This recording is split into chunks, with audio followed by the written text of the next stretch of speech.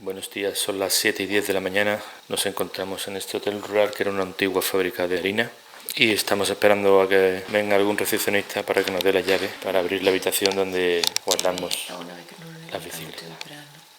Salimos de Fuente de Cantos con un poco de retraso, ya que tuvimos que adaptarnos al horario de trabajo del hotel y tuvimos que esperar a que abrieran la habitación donde descansaban las bicicletas.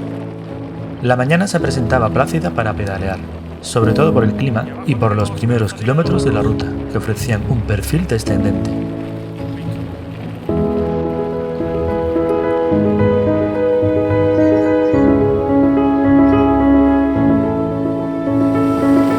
Bueno, pues aquí estamos con unos compañeros que nos hemos encontrado, también de Sevilla.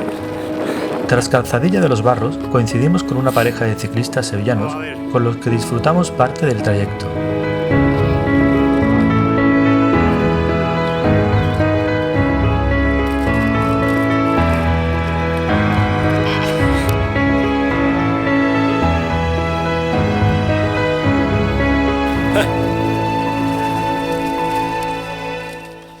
Una llamada de teléfono ralentizó un poco nuestro ritmo, hecho que no podíamos permitir que afectara a nuestros acompañantes.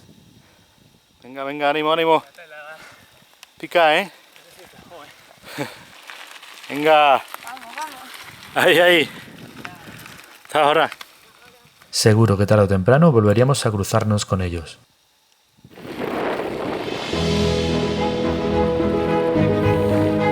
Bueno, menos mal que no hace mucha calor porque por aquí no hay ni un sombra, vamos. De momento.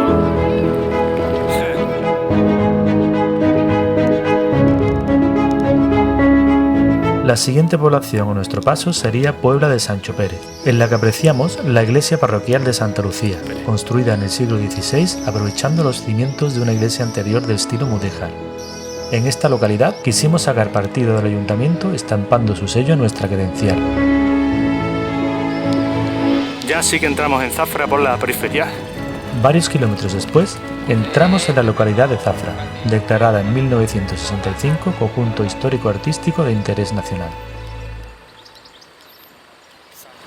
Esto que tengo a mis espaldas es el Alcázar de los Duques de Feria de Zafra. Es un edificio almenado con 8 torreones y de planta cuadrangular. Fue restaurado a principios del siglo XVII y ahora lo tienen utilizado como parador nacional.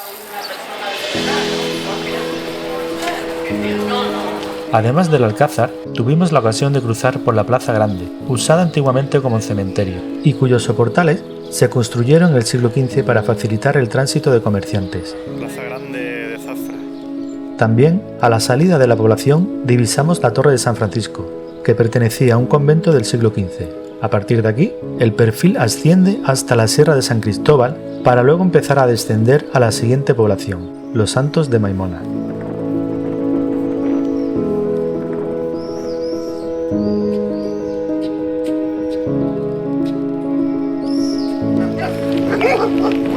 Joder, hemos tenido que ir a un taller porque a Sandra no le cambiaba las marchas. Tras pasar por un taller para ajustar algunas carencias de las bicicletas, seguimos descendiendo hasta Villafranca de los Barros, lugar en el que decidimos almorzar. Venga,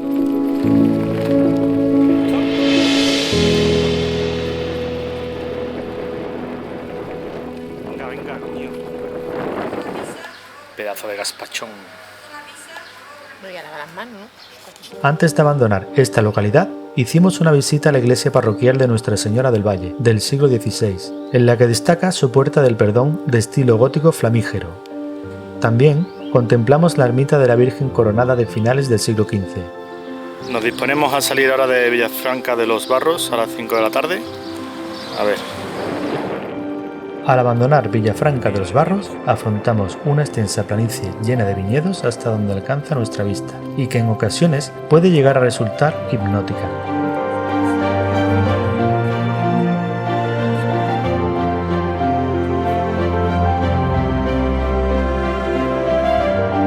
Aunque no está dentro del trazado oficial del camino, la opción de Almendralejo se ofrece al peregrino para poder pernoctar. Además, contiene un bien de interés cultural como es la iglesia de Nuestra Señora de la Purificación, construida en el siglo XV en estilo gótico.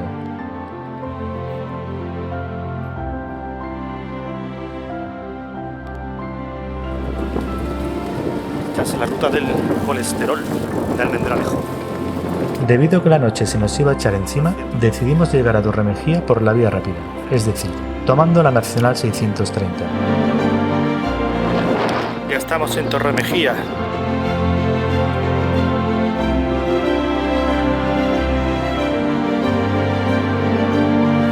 El albergue turístico donde nos hospedamos era un antiguo palacio perteneciente a la familia de los Mexía, de estilo renacentista y con vestigios romanos.